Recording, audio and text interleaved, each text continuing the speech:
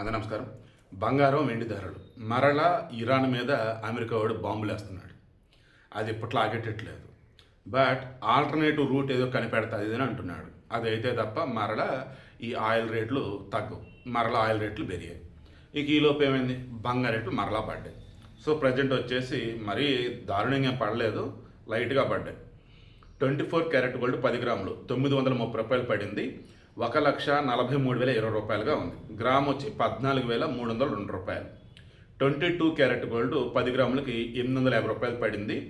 1,31,100గా ఉంది. Then gram వచ్చేసప్పుడు ఎంత, 13,110 రూపాయలు. 18 క్యారెట్ గోల్డ్ 10 గ్రాములు 690 రూపాయలు పడింది. 1,07,270 రూపాయలుగా ఉంది 10 గ్రాములు. గ్రామ్ వచ్చి 10,727. వెండి కదలలేదు, 2,45,000 రూపాయలుగా ఉంది కేజీ. 10 గ్రాములు వచ్చేసి 2,450. తర్వాత ప్లాటినం, ఇది 50 రూపాయలు పెరిగింది, 49,010 రూపాయలుగా ఉంది ప్లాటినం 10 గ్రాములు. గ్రామ్ వచ్చేసి 4,901 రూపాయి.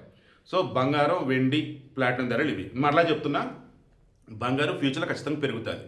మీరు అనుకున్న రేటు కనుక బంగారం కనుక వస్తే మీ దగ్గర డబ్బు కనుక ఉంటే హ్యాపీగా కొనిపెట్టుకోండి. మీరు కొన్న తర్వాత రేటు పడ్డా ఆలోచించవద్దు, పెరిగిద్ది. ఒకవేళ రేటు పెరిగింది అనుకో, సంతోషం.